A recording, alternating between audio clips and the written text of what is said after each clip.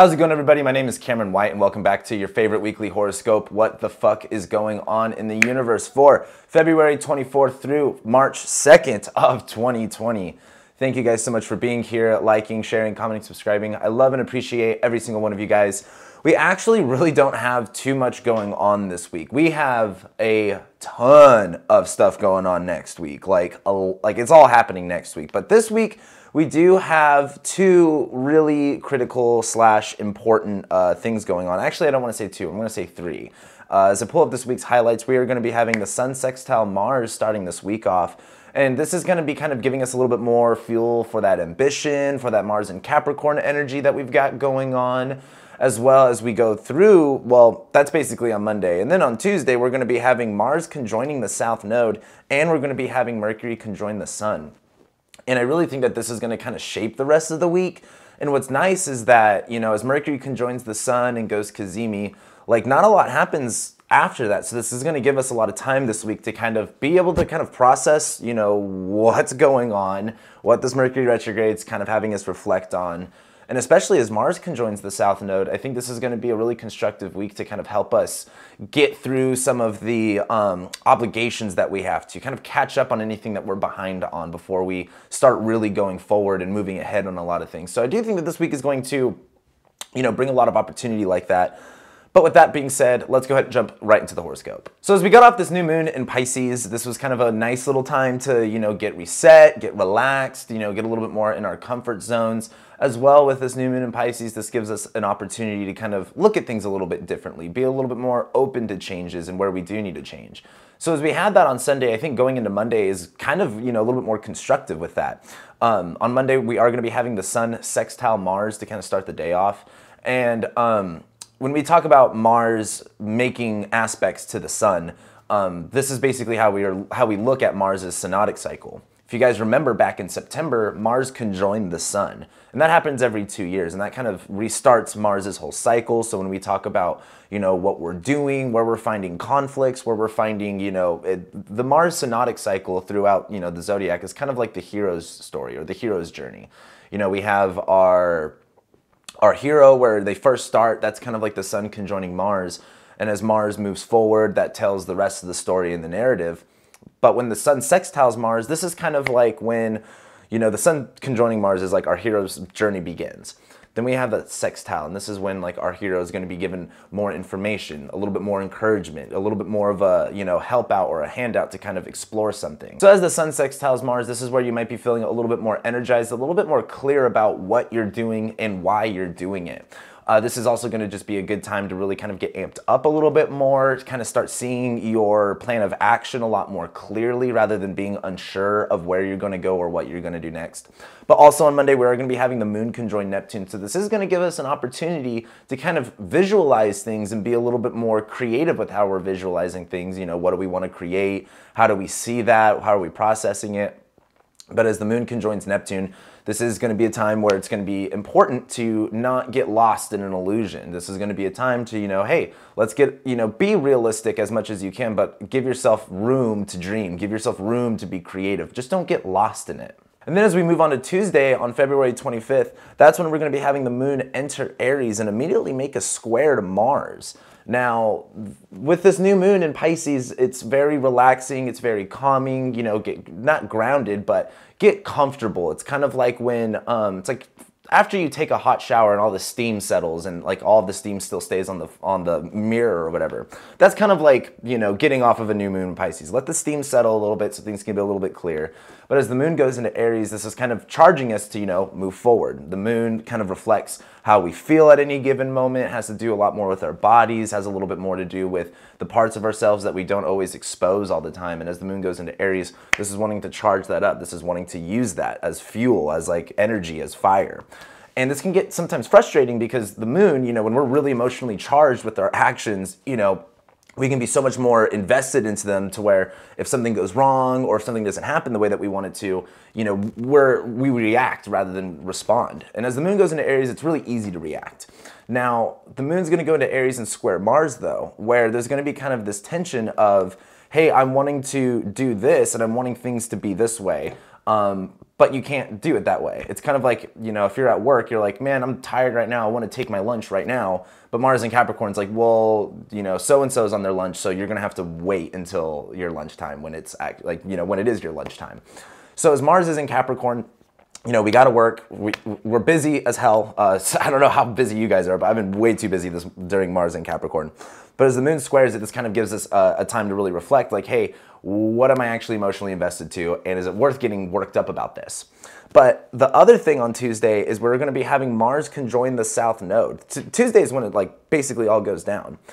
In the South Node, you guys have to remember, you know, a lot of the, like, I see this stuff online all the time. A lot of people think the South Node is like bad for you, or like, you know, it's your toxic past. You have to let go of it. It has to do with your past lives and nothing to do with right now. And that's not helpful in any way at all. And that doesn't totally encapsulate what the South Node represents in a chart. I'm not going to go over all the specifics with you, but right now, but the South Node isn't inherently bad or wrong. In fact, the South Node, in that idea of, we're going to talk about past lives, future lives, just to use it as an analogy, the South Node's kind of like what you came into this world with. Like, what are you naturally adapt to? Or what are you naturally, you know, what can you use around you? Like, this North Node is the direction you want to go in, the area you're reaching for, but the South Node is what you have already.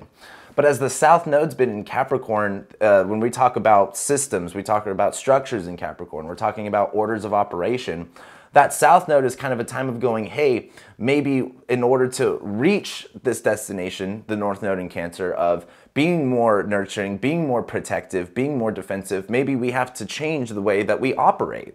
And so as Mars conjoins the South Node, I think this is going to be, you know, I haven't read too much of what other astrologers are saying about it. I hope it's not too negative, but I really think this is going to be pretty positive, because Mars has a few jobs. One, Mars severs, Mars cuts, Mars stings, Mars pierces, it heats things up. And as we go on the South Node, when we're talking about literally like the dragon's tail, the hand releasing, this is kind of that time where if you've had an old way of operating or an old way of doing things, this might be the time where it's super easy for you to start actually changing behaviors, to stop doing things the old way and start actually doing things that are more constructive, that yield better results, or the results that at least that you're looking for. And so I think as the moon goes into Aries and squares Mars while it's on the South Node, this is kind of one of those times of like, hey, like I need to really address, you know, where I'm putting in my intention, where I'm focusing on, you know, what am I emotionally investing myself to? What am I getting myself, you know, worked up for? And Mars conjoining the South Node is kind of like, you know, get worked up about changing, get worked up about, you know, producing the results that you want to. Don't get overwhelmed with it, but this is the time to kind of take yourself seriously in that manner. But also, I know we're still only on Tuesday, and we're pretty deep in this weekly horoscope. But also on Tuesdays when Mercury conjoins the Sun. And this is, you know, when Mercury retrogrades and goes in between the Sun and the Earth, Mercury always conjoins the Sun. This is what we call Cazimi. And when Mercury is underneath like the beams of the Sun, like really close to the Sun, we can't see it. It's kind of like burning Mercury up, and we can't see what Mercury's really doing. But when Mercury conjoins the Sun, this idea of being pierced by like the light of the Sun. There's this, you know, sense of clarity. There's this sense of understanding. There's this sense of awareness. There's this sense of like, okay, I finally get it. It's kind of like if you've been tutored before, let's say like in math, for example, and you're like, I don't get this, and the tutor finally breaks it down to you, and you're like, oh, it's that easy. That's kind of like what Mercury conjoining the Sun's going to be like. But with this being in Pisces, this isn't going to be like, here's, you know, the black and white answers for you to, you know, copy. Mercury conjoining the Sun in Pisces is kind of like, here's the final image that you've been, like someone finally describes something, you know, the way that you've always wanted to describe it but never had the words for. That's kind of like this Mercury Sun conjunction. And so as on Tuesdays, Mars conjoins the South Node and Mercury conjoins the Sun, this is going to be that time of kind of like, oh shit, this is what I need to be doing. Oh shit, this is what I need to be changing. This is what I need to be doing with my time. And that can come in a lot of different ways. That can be challenging, and that could also be really exciting. So I wouldn't get, you know, I feel like astrologers would be weird about Mars conjoining the South Node. So if anyone says anything different that's negative, don't worry about that. I think it's going to be positive. But on Tuesday is kind of like the super day. And I think, is this Super Tuesday? I think this is the Super Tuesday, but we'll find out. Anyway, that's what's going on Tuesday. That's really the big thing for this week. But then as we go into Wednesday and the moon progresses through Aries, on Wednesday, the moon is going to square Jupiter, which asks us basically like, hey, what can we do with what we have? Maybe we don't have all of the resources that we need right now. Jupiter's in fall in Capricorn, but the moon in Aries is kind of like, but I do have this and I do have that, so I can put something, I can make something work with this. But you're just gonna have to be creative about it. And you know, you might have to kind of jam a circle into a square-shaped hole.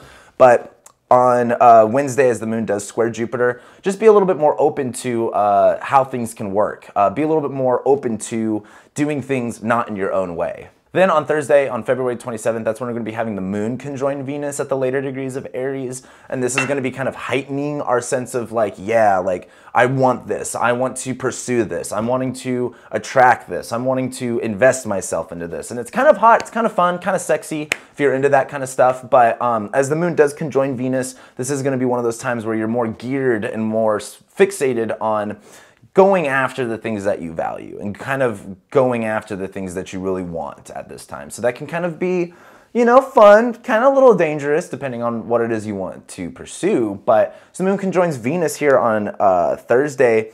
Have a little fun with it. But the problem is on Thursday is the moon is going to be squaring Saturn and Pluto. So it may not be, you may be wanting to attract yourself and pursue the things that you want to, but you may not be having a super fun time doing it. And as the moon's in Aries, again, squaring Saturn and Pluto, like we can't just, you know, we have to think about the way in which we're going to do stuff. We can't just go, bah, and just do it. Like we got to think before we act, and we got to go, okay, where do I need to emotionally be in order to pursue these interests? Like you can't go into, you know, you can't go into Who Wants to Be a Millionaire thinking, you know, not knowing your shit. You know, you can't just burst out the first answer that you have, or like if you want to go on Jeopardy, you got to know what you're doing essentially. You can't just walk in there and expect for things to just work your way. So on Thursday, before you go after the things you want, make sure you've got a plan of action. But then as we get into Friday on the 28th, that's when the moon's going to go into Taurus. It's going to conjoin Uranus. It's going to trine Mars. This seems like the time where it's like, all right, we can get in our comfort zone. We can get creative. We can get, you know, out there with ideas. And as the moon's starting to trine Mars, this is really going to be giving us that like emotional stability, that sense of security that, you know, like that we'll need to really start pursuing all these things that we want to. Because I'm sure with Mars and Capricorn, we're all busy doing a bunch of projects, bunch of things. And as the moon goes into Taurus, this is going to be the time to kind of like get comfortable, get in the driver's seat, you know, kind of stretch, get ready. You know, the moon in Aries is kind of like, we need to go, go, go. But before we go, let's make sure we're comfortable because we're about to be in the driver's seat for a minute now. And as the moon conjoins Uranus, you know, volatility, extreme ups and downs, but you know, that's exciting when you want to go somewhere. Then as we get into Saturday and on this weekend, we're going to be having the moon trine Jupiter as it progresses through Taurus. And this is, again, heightening our sense of value, heightening our sense of security, heightening our sense of stability. Jupiter and Capricorn's going like, hey man, if you go out there and do the work and you see the results of, you know, what you're wanting to create, you're going to get excited. Like there's going to be good things that come with that, but this is going to involve a learning curve. When the moon's in Taurus, you know, the moon's exalted here. The moon loves to be in Taurus. So the moon's finding that emotional stability, that security, that feeling you get after you eat a nice meal. You're not full, but you feel comfortable. You feel solid.